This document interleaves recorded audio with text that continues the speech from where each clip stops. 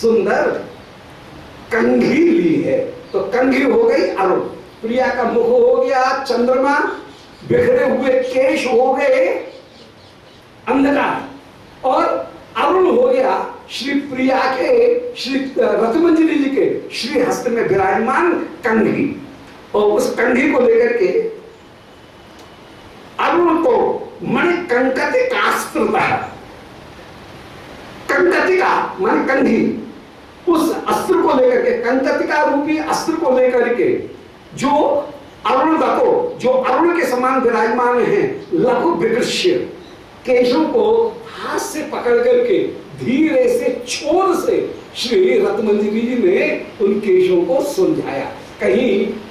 शेष भाग में केशों का जो शेष भाग है, उस शेष भाग में कहीं में उलझे हो, और श्री प्रिया को श्रम नहीं होना चाहिए, इसलिए प्रिया के श्रम को बचा करके ऊपर से केशों को पकड़ करके नीचे से धीरे धीरे उन केशों को सुलझाया, और सुलझा करके लघु विकृष्य और निबद्ध फलम, और केश जो है उनको उस समय मानो वृक्ष माने सुलझाया, और सुलझा करके निबद्ध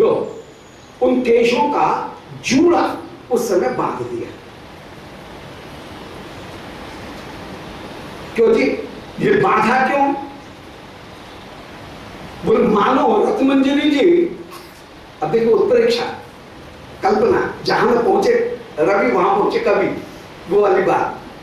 बोले इन केशों ने एक बड़ा भारी अपराध किया था।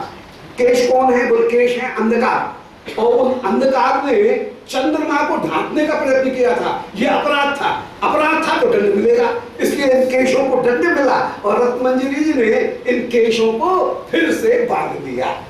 तो आज केशों ने जो चंचलता की थी प्रिया के मुखचंद्र को ढांकने की, जो केशों ने अपराध रूपी चंचलता की और अपराध किया, उस अपराध का दंड देने के लिए श्री रत्नमंजरी ने उन केशों को कंकतिका से, कंघी से धीरे से सुलझा करके, और सुलझे हुए उन केशों को उनका अमूड़ा बना करके कहीं बांध दिया। क्योंकि जो अपराध करेगा उसको पुनः बंधन की प्राप्ति होगी। ऐसे बिखरे हुए केशों को शिवप्रिया ने दोबारा बांध दिया है। जय जय जय। ये पूरा रूपक हो गया। और मानवीकरण, ये केश हो गए मानो अपराधी जिन्होंने मुखचंद्र को घिसने का प्रयत्न किया। जैसे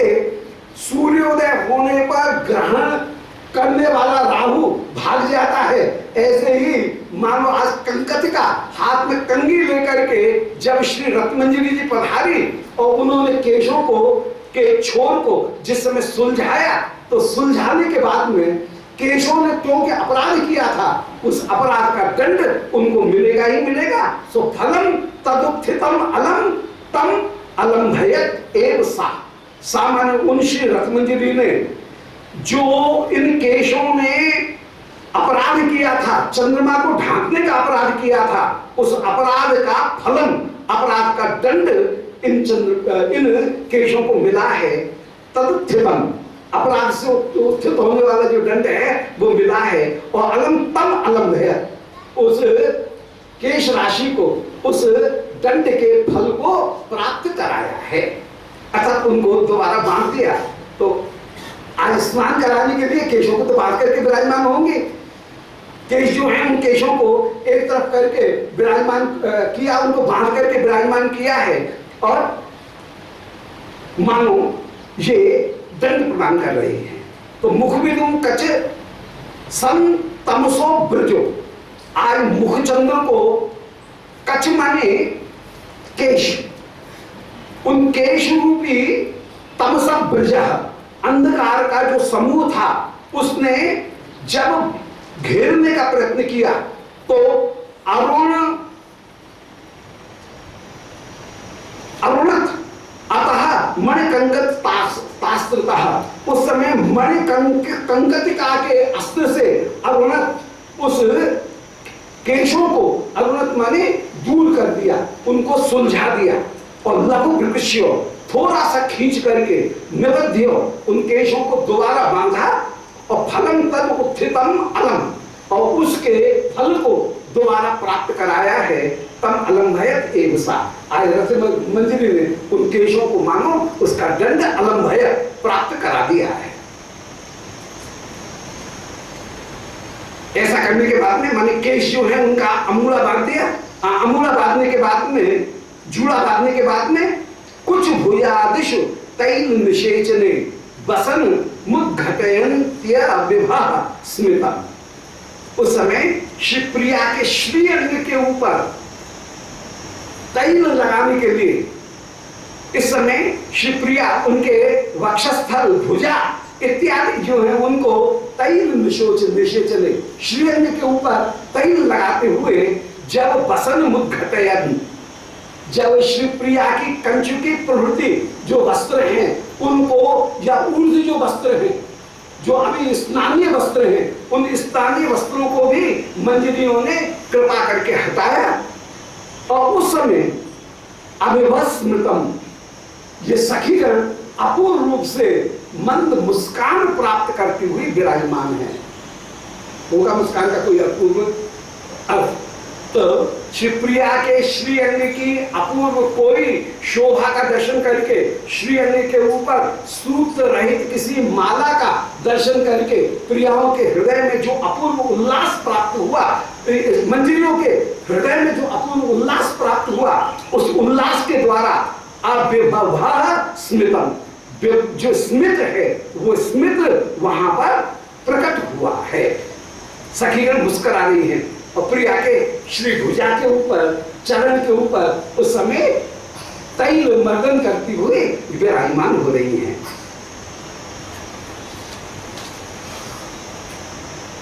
रहस्य किंकर काल अथाप्यधात, और उस समय रहस्य पूर्वक श्री प्रिया के श्री अंग के ऊपर जो आभूषणों के चिन्ह विराजमान हैं, कई बार श्याम सुंदर की कौस्तुभ मणि की छाप श्री प्रिया के श्री अंग के ऊपर जो अपूर्व रूप से विराजमान, प्रिया जो हैं उनके भुजा के ऊपर श्याम सुंदर के मकराकृत कुंडल की छाप जो भुजा के ऊपर विराजमान है, उस कौस्तुभ मणि मकराकृत कुंडल इनकी छाप का दर्शन करके जो मंजरी गण है उनको अपूर्व आनंद की प्राप्ति हुई है। सो रहस्य किंकर काली, किंकर का अभी किंकरी रूपी जो सखियों का समूह है, वो किंकरी समूह अथाप्यधात चकित लोचनता, उन सखियों को, उन मंजरियों को चकित लोचनता की प्राप्ति हुई, अर्थात वे अत्यंत आश्चर्यचकित होकर के उन भुजा के ऊपर श्री श्याम सुंदर के जो कुंडल के चिन्ह हैं उनका दर्शन करके विमोहित। कभी श्री श्याम सुंदर के कुंडल के चिन्ह श्री प्रिया के वक्षस्थल के ऊपर विराजमान, क्यों? वो शुद्ध कमला उच्च मंडलो धृत कुंडली, वो शोभा ललित, धीर ललित नायक की जो शोभा है, उस धीर ललित नायक की शोभा का, जिसका श्री जयदेव गोस्वामी पाद निरूपण कर रहे हैं, धीर ललित नायक का स्वरूप है वो कि श्री प्रिया कहीं तकिया के सहारे, वृक्ष के सहारे विराजमान है, और श्री श्याम सुंदर प्रिया का सहारा लेकर के जिस समय विराजमान हो, उस समय श्री प्रिया के वक्षस्थल के ऊपर अपने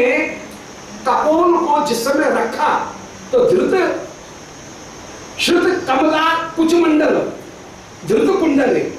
प्रिया के वक्षस्थल के ऊपर जिस समय अपने श्री मस्तक का सहारा लेकर के तकिया बना करके आप विराजमान हैं, उस समय कुंडल जो है वो कुंडल की शोभा कहीं प्रिया के वक्षस्थल के ऊपर अपूर्व रूप से विराजमान है। वो धीर ललित नायक की निश्चिंतता, उस निश्चिंतता को प्रकट कर रहे हैं। वही जब राम होकर के विराजमान, उस समय अपूर्व रूप से आगे की जो उसी अष्टपदी में कहीं वीर स्वरूप धारण करके नृसिंह होकर के वे विराजमान हैं, जो नृसिंह स्वरूप धारण कर रहे हैं उनका हम ध्यान कर रहे हैं। कभी वे ही जो विभिन्न दान इत्यादि धर्म उनको प्रकट करते हुए विराजमान। तो परंतु जो पहली जो अष्टपदी का पहली जो तुक है वो पहली तुक धीर ललित नायक की, फिर धीरोद्धत, फिर धीरोदात, फिर धीर शांत, इनकी जो चारों जो विभिन्न अष्ट अवतार हैं, उन अवतारों में वो चारों जो नायक हैं, उन नायकों के स्वरूप का ही वहां पर वर्णन किया गया। मुझे तो श्लोक याद नहीं है, वो अष्टपदी, परंतु उस अष्टपदी में देखें तो एक एक जो पदी है और एक एक जो स्वरूप का वर्णन किया गया, वो एक एक स्वरूप का वर्णन वो चारों प्रकार के नायक के स्वरूप श्री कृष्ण में विराजमान है, उसी का वर्णन कर दिया। उसमें धीर ललित नायिका है, श्रुत कमला कुचमंडले विद कुंडले कलित ललित बनमाल जय जय देव। ये धीर ललित नायक का जो स्वरूप है, अब वो धीर ललित नायक के स्वरूप में जो श्याम सुंदर के कुंडल श्री प्रिया के वक्षस्थल के ऊपर मढ़े हुए सुशोभित हो रहे हैं, उनका दर्शन करके इन रति मंजरी जी को उस समय कितना आनंद प्राप्त हो रहा है, और उस लीला का स्मरण करके अपूर्व से रोमांचित होती हुई ये विराजमान है। और श्री श्याम सुंदर के उस धीर ललित नायक का, नायक स्वरूप का उस समय उन श्रीअंग के उन लक्षणों का दर्शन करके, प्रिया के श्रीअंग का दर्शन करके अपूर्व से उन लीला का अनुसंधान करते हुए, ये लीला इन सखियों की ही परम धन है, उस परम धन का अनुसंधान करते हुए ये विराजमान हो रही है। तो रहस्य किंकर का अली अथाप्यधात चकित लोचनता, जो किंकरिका अली, किंकरियों का जो समूह है वह अधात चकित लोचनता, उनको चकित लोचनता प्राप्त हो रही है। अपूर्व आश्चर्यचकित होकर के उस लीला का परम विस्मय के साथ में ये दर्शन करती हुई विराजमान हो रही है। नतांग स्वरूप, और उस समय जब सखी की दृष्टि मंजरी, रथ मंजरी जी की दृष्टि श्री प्रिया जी देख रही है कि बार बार इसकी दृष्टि मेरी भुजा के ऊपर ही टिकी हुई है, इसकी दृष्टि मेरे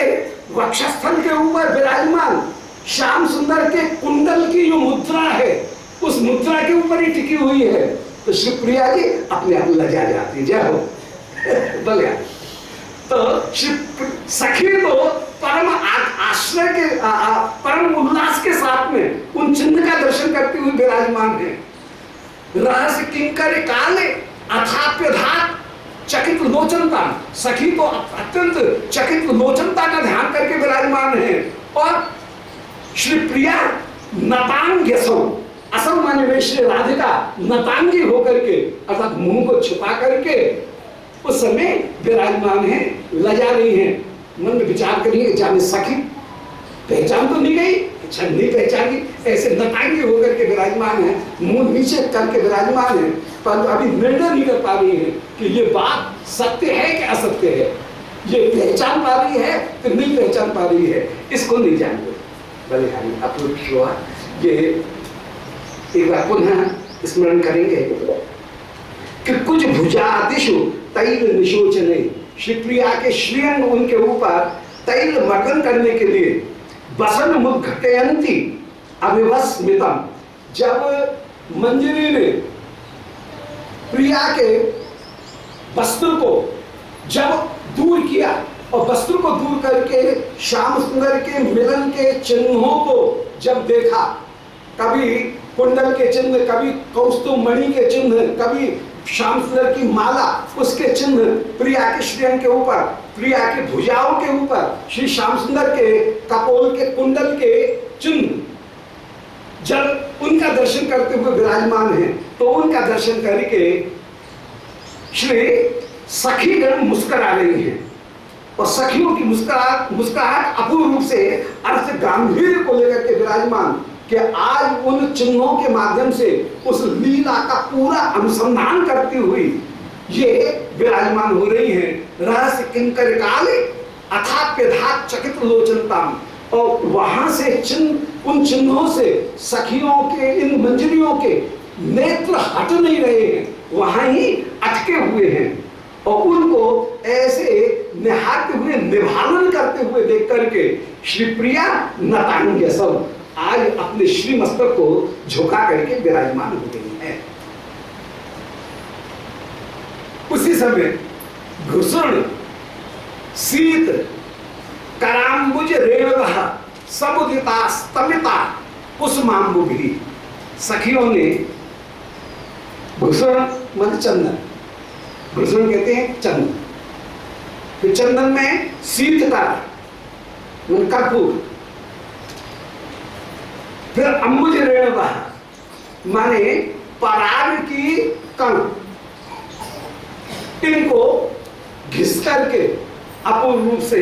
उवटना तैयार किया। समुदिता स्तमिता कुसुमाम्बु भी, और उसको कुसुमाम्बु भी माने गुलाब जल से, स्तमिता माने भिगोया,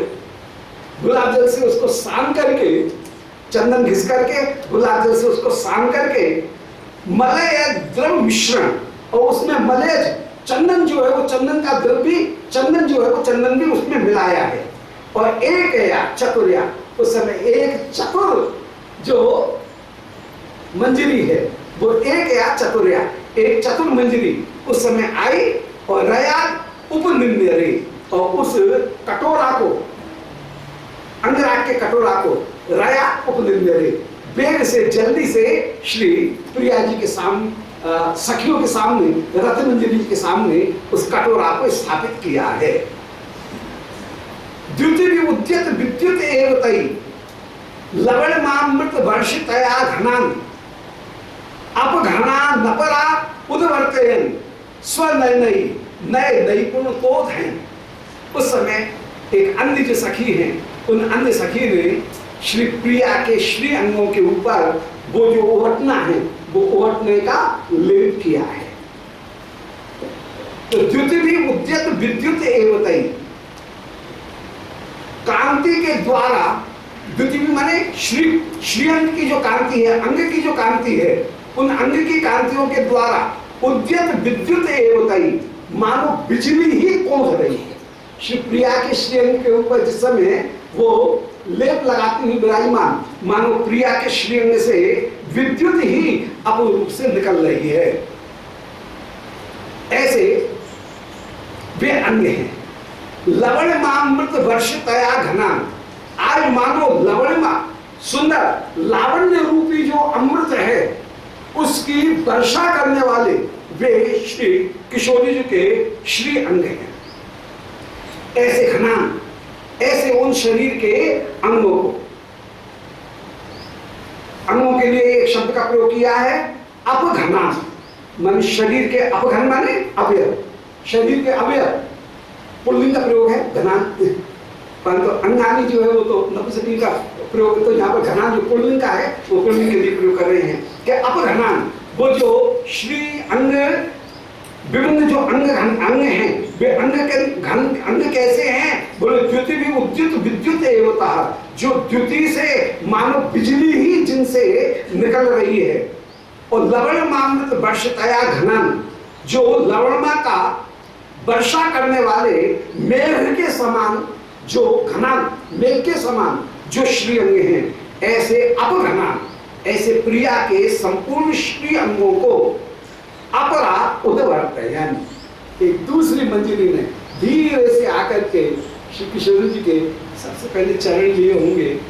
चरण लेकर के उसके ऊपर थोड़ा सा चरण लगा करके चरण का लेप करती हुए, उद्वर्तन करती हुए, वो लेप लगा करके, उवटना लगा करके और उनको रगड़ती हुई विराजमान, चरण की पगथली उसको रगड़ती हुई, चरण को रगड़ती हुई, एक एक उंगली अंगूठा उनको रगड़ती हुई विराजमान। फिर धीरे धीरे श्री प्रिया उनके घेंटों, उनके उदर, उनके श्रीहस्त सबका मर्दन करते हुए वो भाग्यवती, कोई परम भाग्यवती जो दासी, उनके सौभाग्य का क्या निरूपण किया जाए, तो वो आज अपघनान अपरा उद्वर्तन, श्री अंग जो है उन श्री अंगों के ऊपर उद्वर्तन करती हुई, उवटना करती हुई, स्व नए नई पुण तो धैर्य, आज अपने नयनों के द्वारा नए नैपुण तो अध्ययन, आज नए नैपुण होकर के माने उद्वर्तन करते समय बड़ी चतुराई के साथ में श्री प्रिया को श्रम न हो, इस प्रकार सुख का विचार करते हुए, सहते सहते उद्वर्तन करते हुए विराजमान। श्याम सुंदर की ये लीला अपराध लीला में वर्णन आएगी। श्याम सुंदर जब गैया चरा करके आएंगे उस समय श्री श्याम सुंदर यशोदा जी करिए, बोले अरे लालियो, कन्हैया गैया चरा के आए हो, भूख लग रही होगी, उनको रसोई बनानी है पहले। तो सुबह को कन्हैया को स्नान कराएं मैया, और संध्या को मैया स्नान नहीं कराएं। संध्या को कन्हैया को स्नान करा के गैया लौट करके जब आए उस समय स्नान कराने का जो काम दे दिया जाए वो दे दिया गया है सखियों को। और सखीगण बलदाऊ जी तो सरल है, जल्दी से नहा धो करके जल्दी से तैयार हो जाए गोदोहन करने के लिए। परंतु ये रसिक शिरोमणि ये तो घंटों भर तो पहले घूमेंगे, सारी गोपी कहती महाराज चलो स्नान कर लो, आ रहे पहले तो ये स्नान करने में पहले तो 1000 बहाने बनाएंगे, फिर जैसे तैसे स्नान करने के लिए जब एन मौका आ जाएगा, बहुत देर हो जाएगी, गैया रभाने लगेंगी, तब महाशय जी स्नान करने के लिए स्नान घर में पधारेंगे। और उस समय सखीगण जब उद्वर्तन करें, और उद्वर्तन करते समय जो श्रीअंग के ऊपर वो ओटना लगा करके और मसल रही हैं, सो जोर से उई करके पुकारे, और यशोदा जी रसोई से भाग करके आए, का भ्यो। और जब देखे ये तो हंस रहे हैं, तो जान क्या रहे ये नाटक हो रहा है। तो कन्हैया बड़े उद्वर्तन में बड़े नाटक कर। वो अपराध लीला में श्री श्याम सुंदर का बाद में जो उद्वर्तन के समय जो नाटक है वो रोज की लीला।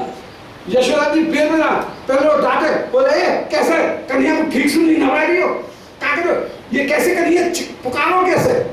ये कन्हैया चिल्लाया, कैसे उई करके क्यों बोला।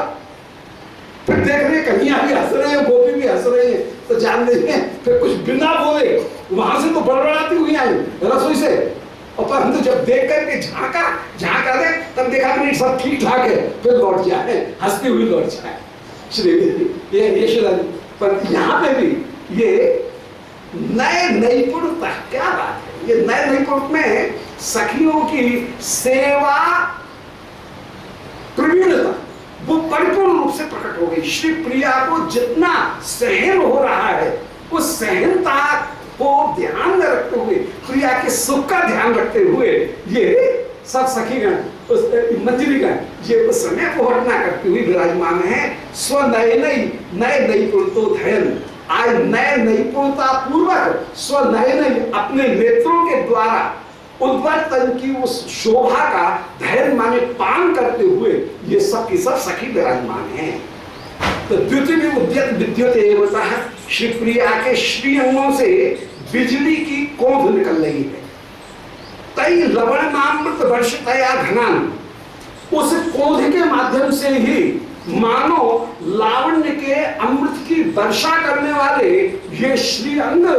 बादल होकर के विराजमान है। ऐसे घनान अपघनान, इन घन रूपी अपघनान माने श्री अंग को, यम कलंकार का प्रयोग, घनान अपघनान, घनान माने बादल के समान, अपघनान माने अवयव, उन अवयवों का अपराध ऊपर बढ़ते हैं। दूसरी जो दासी हैं श्री मंजरी जी, वे उस समय उद्वर्तन करती हुई विराजमान हो रही हैं और स्व नए पूर्णता और बड़ी नए की सेवा की चतुराई के द्वारा अपने नयनों के द्वारा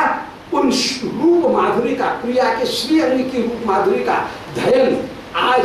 नयनों के चक्षक के द्वारा उस माधुर्य का भर भर करके पान करती हुई भी ये तृप्त नहीं हो रही हैं। ऐसे श्री प्रिया की स्नान की अपूर्व शोभा। ऐसे स्नान कराने के बाद में अब श्री प्रिया जो है वो प्रिया को सुरभित आमल की जो द्रव है उस आमल के द्रव के द्वारा माने आंवला वो भी जिसमें डला हुआ है, ऐसे आमल की द्रव का लेपन करके केश में विशेष रूप से आंवले के जो द्रव हैं उनका लेपन करके, केश में चमक मानी है ना केश जो है उन केश को आंवले के द्रव के द्वारा केश जो है उनको धो करके विराजमान है। पहले आंवल से पहले तेल लगाया, तेल लगाने के बाद में आंवले के का लेप पूरे केश में लगाया गया उससे केश काले हो जाएंगे, अधिक चमकीले हो जाएंगे। फिर उनको धोने के बाद में फिर धूप जो है वो धूप को कहीं लेकर के, केश को हाथ में लेकर के धूप के द्वारा उन केशों को सुखाया जाएगा। उससे वे लहरियादार भी हो जाएंगे और साथ के साथ में चमक भी आ जाएगी। तो ये जो केशों को अलंकृत करने की जो शास्त्रीय पद्धति, वो शास्त्रीय पद्धति को अपनाते हुए ये सब सखीगण उस समय शिवप्रिया को स्नान कराती विराजमान हो। बस एक श्लोक यही है, स्नान पूरा हो जाए कि सुरलतामल की दृढ़ लेप नहीं, अमल की जो दृढ़ है उसका लेप करके मृदुल पाण तला लघु हर्षण, केश जो है उनको लेकर के फिर धीरे धीरे धीरे धीरे लघु घर्षण करते हुए पूरे केश जो है उनको हाथ में ले लिया, आंवला लेकर के, और केश जो है उनको ऊपर से नीचे धीरे धीरे मलते हुए फिर केशों को आंवले के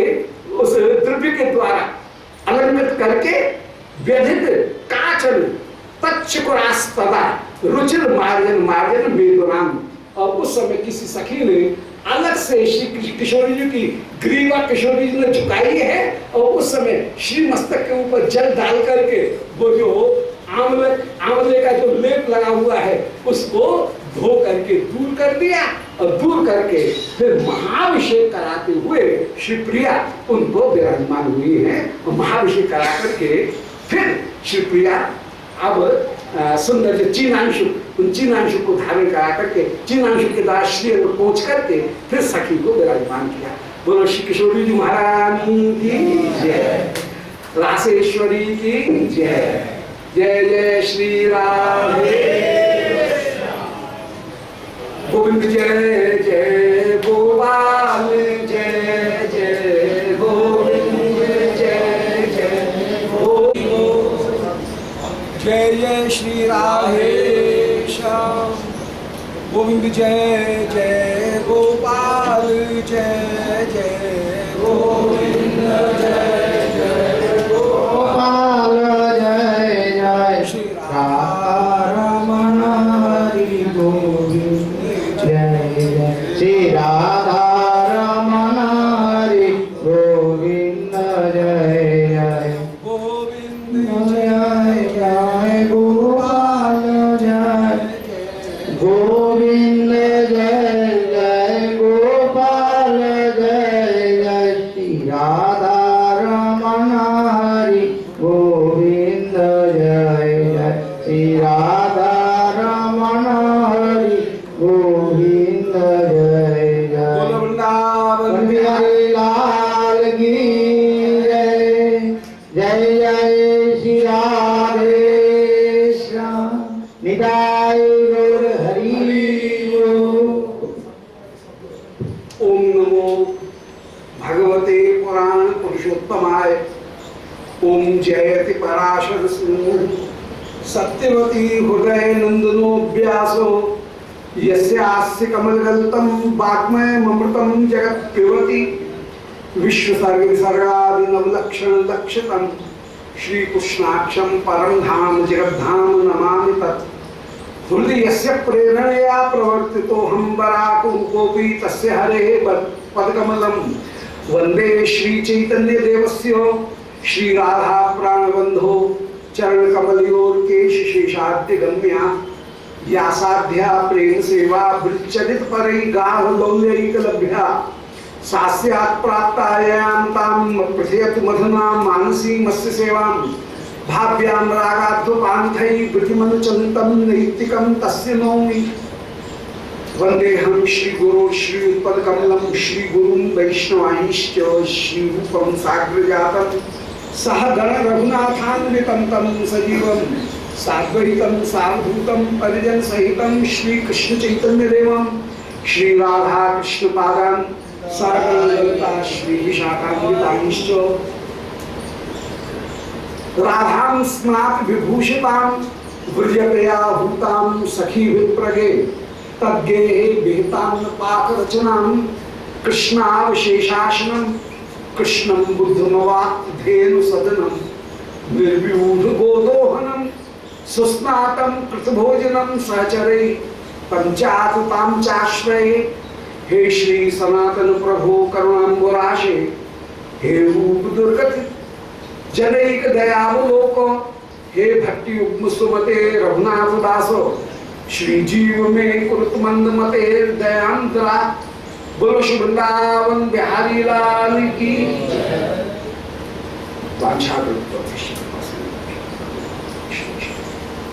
परम मंगल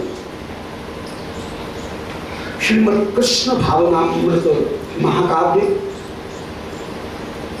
जिसमें श्री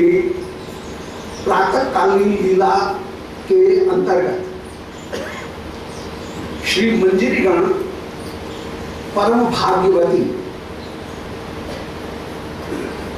परम वंदनीया